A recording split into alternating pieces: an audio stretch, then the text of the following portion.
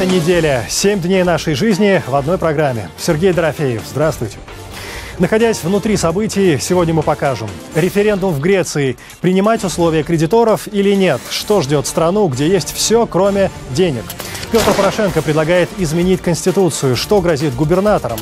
А вдруг Литва, Латвия, Эстония независимы незаконно? Вопросом задаются в Госдуме России и обращаются в Генпрокуратуру. Украина и Беларусь осваивают пострадавшие от аварии на ЧАЭС земли. Кто въедет в новые дома с видом на реактор? Некоторые штрихи. Начинаем. Ключевыми словами недели были миллионы, кредиторы, долги и отказы. В понедельник Греция не вернула 1 миллиард 600 миллионов евро. Денег нет. Премьер-министр страны Ципрас оказывается в тисках. С одной стороны недовольный народ, с другой – деньги дающие МВФ, Европейский Центробанк и Еврокомиссия. Сегодня в стране объявлен правительством референдум. Вопрос один – принимать непростые условия кредиторов или нет? При этом в ночь дефолта на 1 июля премьер Ципрас на уступки все же идет. Правда, жесткой позиции ЕС это никак не меняет, а на утро сам призывает греков сказать кредиторам «нет». Еще ни одна страна так от своих выплат не отказывалась. Артем Шануров.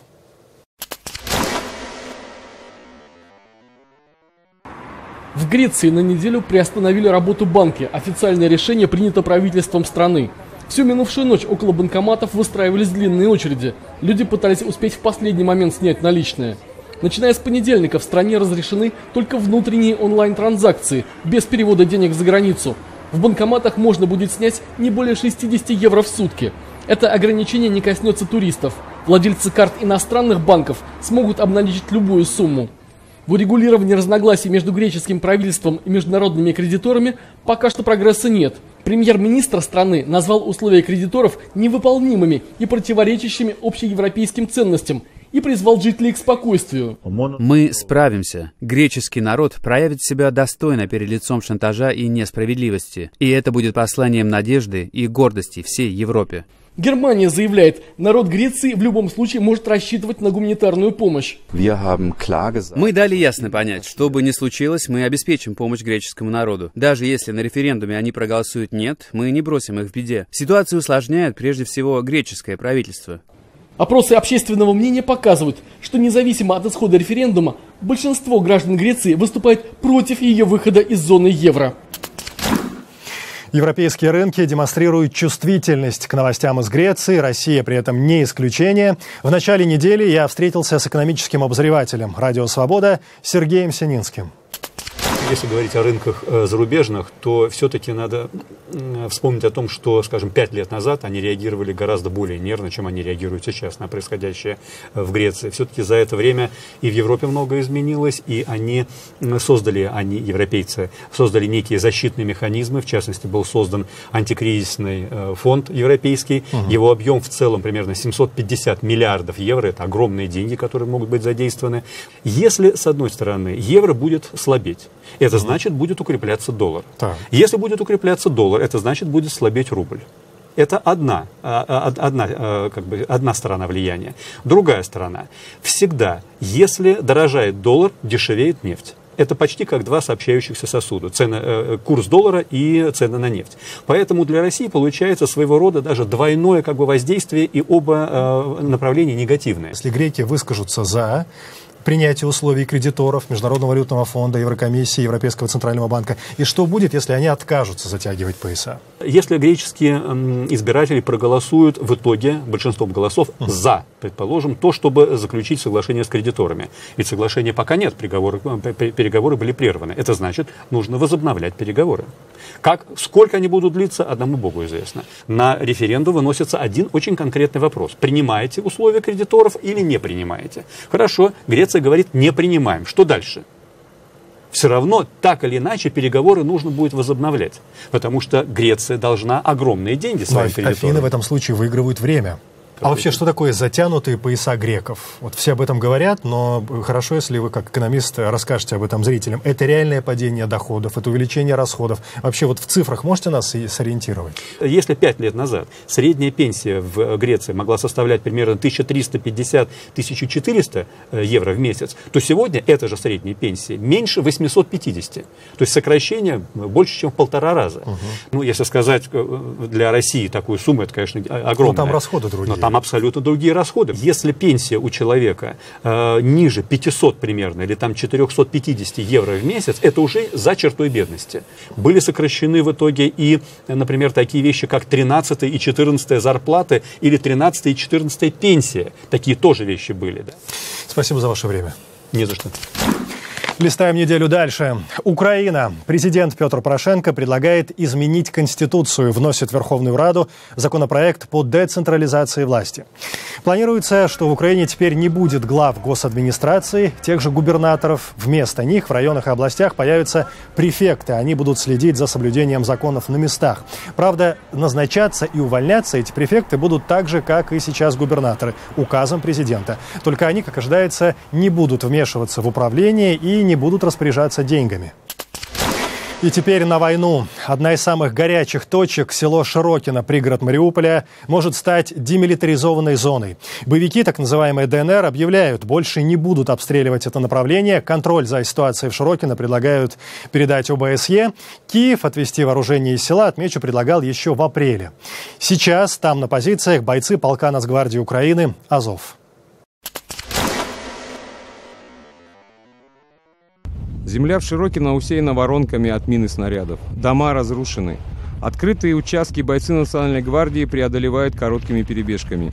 Неподалеку в засаде снайпер так называемой ДНР. Это с трехэтажного, то что вдали где-то примерно? Там, где пост у них раньше был?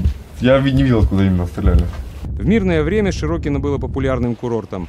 Бойцы на позициях вспоминают, каким было село до войны, когда можно было смело купаться в море. Когда на базе, там, то иногда купаемся. Но здесь, если покупаешься, то можно завтра же в цинке быть. О минских мирных соглашениях здесь уже и не вспоминают. Бойцы рассказывают об обстрелах из тяжелой артиллерии. Як на сьогодні, то тихо, а взагалі, як коли. В основному стріляють, бахають міни, снаряди. Многие из тех, кто стоит на позициях в Широкино, не были дома уже почти 1,5 года. Люди находятся в постоянной ротации между различными участками фронта. Как сказать, к этому привыкнуть нельзя, но с этим можно смириться. Со временем. И кратко о газовой войне. В среду, 1 июля, «Газпром» закрыл вентиль в Украину. Компания не будет поставлять топливо ни по какой цене без предоплаты, заявляет глава монополиста Алексей Миллер. Украинский «Нафтогаз» отношения с «Газпромом» приостановил днем ранее, до согласования цены топлива и условий поставки. Газовые переговоры с Россией, как ожидается, продлятся только в сентябре. Эта неделя – 7 дней нашей жизни в одной программе. Сергей Дорофеев. Приветствуем всех, кто только к нам присоединился. Далее. Армения. Высокое напряжение электропротеста в Ереване к концу недели начинает спадать, хотя решение властей заморозить тарифы на электроэнергию, повышение которых вывело людей на улицы, еще во вторник митингующих остановить не могло. Атмосфера Еревана в материале корреспондента программы Шахида Якуб. Несколько дней и ночей она провела на проспекте Баграмяна.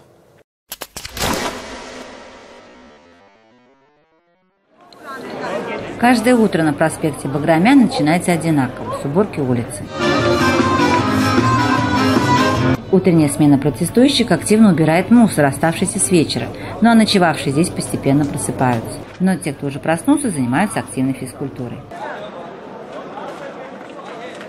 90% участников акции – молодежь, большинство – студенты и те, кто приходит в выходные и после работы.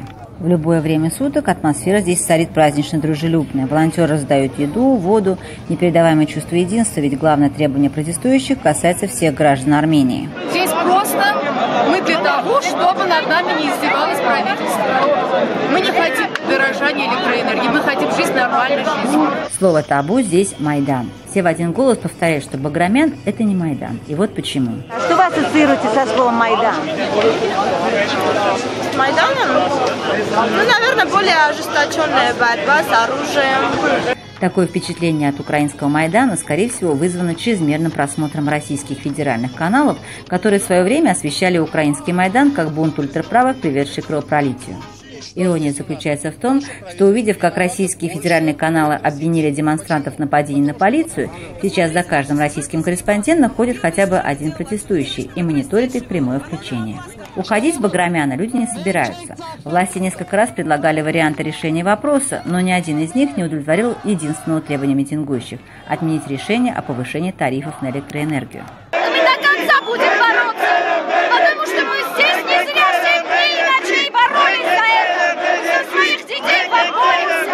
Последний вариант, предложенный президентом, предлагал покрыть разницу за счет бюджета. Предложение обсуждали лидеры протеста. Все понимают, что правительство будет платить не из кармана, скажем, членов кабинета, а из нашего кармана, из налогов, которые мы заплатили. У нас есть общее решение, и мы будем ставить до конца. А власти тем временем пытаются решить проблему, но пока непонятно как. Шахида Якуб, в настоящее время Ереван. Российские СМИ на протесты в Ереване реагируют достаточно резко. Это свидетельство того, что Кремль нервничает, поскольку президент Серж Саргсян – союзник Москвы. Об этом в своей редакционной статье пишет Wall Street Journal. Издание считает, причина протеста не только высокие цены, но и недовольство российским доминированием над экономикой страны. Местная энергетическая компания «Армянские электрические системы» принадлежит российской «Интеррау», во главе которой стоит друг Владимира Путина Игорь Сечин. Демонстранты обвиняют компанию в коррупции. На неделе газета «Коммерсант» пишет, что «Интеррау» хочет сети Армении продать. У компании значительные долги. Официального подтверждения этой информации не появилось. 7 дней за полчаса. Некоторые штрихи к неделе. Продолжаем. В зоне отчуждения под Чернобылем снова пожар. Огонь затаился в торфяниках, сейчас вспыхнул вновь. И все это на фоне готовности и Украины, и Беларуси активно пахать пострадавшие от аварии на ЧАЭС земли. Через несколько минут не пропустите наш репортаж. А прямо сейчас о другой инициативе. В России депутат Госдумы ставит под сомнение законность признания независимости стран Балтии в 1991 году. Член «Единой России» Евгений Федоров обращается в Генпрокуратуру страны с просьбой начать проверку, мол, а вдруг самостоятельность Литвы, Латвии и Эстонии незаконна. Дарья Кудрявцева.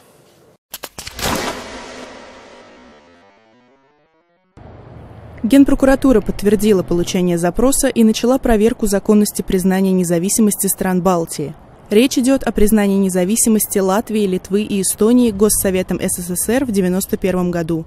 Если сравнивать с Крымом, то в 90-е в Прибалтике были приняты еще более нелегитимные решения. Горбачев и его команда превысили полномочия. Мы хотим это исправить. Министерство иностранных дел Литвы немедленно отреагировало на заявление депутата, назвав подобные проверки моральным и юридическим абсурдом. Насколько далеко все это зайдет, зависит только от России. В последнее время Россия пытается интерпретировать то, что происходит в мире, по-своему, но делает это явно не в соответствии с международным правом. Однако это не значит, что мы должны это терпеть. Глава МИД Литвы также отметил, что надеется в ближайшее время получить комментарии российской стороны. Однако, по словам пресс-секретаря президента Владимира Путина, в Кремле о запросе депутата никто ничего не знал. В Кремле не были знакомы с этой инициативой, и я, честно говоря, затрудняюсь с пониманием сути этой инициативы. Ранее в марте депутат Госдумы Сергей Миронов направил запрос о законности передачи Крыма Украине в 1954 году. В конце июня Генпрокуратура России признала данный акт несоответствующим Конституции СССР, а значит незаконным. Дарья Кудрявцева, «Настоящее время». Неделя такая разная. Продолжаем. В зоне отчуждения под Чернобылем снова пожар, горит Чернобыльская пуща, и это уже второе крупное возгорание вблизи ЧАЭС за последние месяцы. В апреле огонь удалось остановить лишь в 5 километрах от могильников ядерных отходов. Как оказалось, пожар затаился в торфяниках и вот сейчас вспыхнул вновь. И все это на фоне разговоров об уменьшении зоны отчуждения и создании на загрязненных территориях заповедника. С одной стороны, может начаться строительство домов, с другой – стоят коровники и простираются пашни. Украина планирует, Беларусь уже давно осваивает земли, пострадавшие от аварии на ЧАЭС. Дарья Соловьева. Чернобыльская атомная станция. Уровень радиации возле аварийного 4-го блока составляет 250 микрорентген в час. Такий рівень для нормального життя. Такой уровень в 10 раз превышает нормальный. Но для этого места это обычный показатель. В 10 километрах радиации меньше. 46 микрорентген в час. Это тоже выше нормы. А в почве уровень в разы больше. В 30 километрах от станции радиации меньше, чем в Киеве. То есть естественный фон. Чисто. Территория чистая, ведь ее задание служить буфером. И когда начинаются разговоры об уменьшении зоны отчуждения за счет буферной территории, то теряется весь смысл. Сразу после аварии в зону отчуждения вернулось около 1200 человек. В основном это были люди в возрасте, такие как Иван Иванович. А зачем эту радиацию бояться? Я чувствую, когда есть радиация. К тому же, когда я переезжал сюда жить, то всю эту территорию мы проверяли, мерили, давали продукты на анализы, чисто здесь. Уже через 2 года после взрыва энергоблока Иван Иванович посчитал, что опасность ему больше не грозит. Спустя 30 лет также посчитало Министерство экологии Украины. К 200 самоселам уже к концу этого лета могут прибавиться сотни вполне легальных поселенцев. Там, в принципе, повинні бути якраз... Там должны быть разные виды хозяйственной деятельности, и экология, и территория это позволяет. Но вместе с тем жители таких сел обязаны сохранять природу. Для сохранения природы в ближайшее время там будет создан биосферный заповедник, который включит в себя все земли, пострадавшие от аварии, кроме территории самой станции и города Припять. Экологи к подобным инициативам относятся скептически. Проблема в том, что никто не знает сейчас, где все-таки можно, где нельзя. В Беларуси знают, где можно, а где нельзя. Александр Лукашенко ежегодно в годовщину аварии посещает пострадавшие регионы. Несколько лет назад он запрещать возвращаться сюда.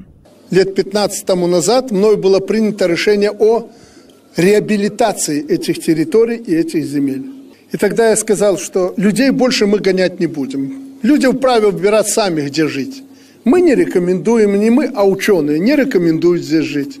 В Хойникском районе, что всего в 100 километрах от атомной станции, вовсю выращивают зерновые. Еще в паре километров стоят новенькие коровники. По словам производителя, благодаря особой технологии уже несколько лет в молоке не находят цезий-137, период полураспада которого 30 лет. А попадание в организм грозит сильнейшим внутренним излучением. Еще опаснее для человека плутоний-239, который обнаружили не только в зоне отчуждения, но и намного дальше. Период полураспада плутония – 24 тысячи лет. Несмотря на то, что радиоактивные вещества накапливаются в первую очередь в растениях, в Беларуси каждый год возвращают в севооборот все больше территорий, попутно сокращая перечень населенных пунктов, подвергшихся загрязнению. Раньше нам платили чернобыльские деньги, а потом проверили, сказали, что радиации у нас нет, и перестали платить. Кармянский район, как и Хойникский, имеет статус наиболее пострадавшего. Загрязнено 100% его территории. Куда ни глянешь, кругом знаки «Осторожно, радиация». Дозиметры предупреждают. Но сегодня эти места при поддержке государства активно развиваются. Дмитрия направили в село Боруски по распределению. Я думаю, вопрос не актуален. Я думаю, все нормально, как никаких проблем здесь нету. Будут ли проблемы с этим вопросом у людей, которые поселятся на зараженных землях, вопрос времени. Многие вещества, накопившиеся в почве, с годами становятся только опаснее. Дарья Соловьева, Ирина Кононенко, Юлия Коцкая. Программа «Неделя». На неделе исполнилось 20 лет, как Радио Свобода вещает из Праги. За это время в эфир вышли 1000 передач на 28 языках. Наш коллега, сторожил свободы, публицист Ефим Фиштейн, начинал работу на радио еще в мюнхенской штаб-квартире. В его рассказе сегодня 20 лет пражской истории компании.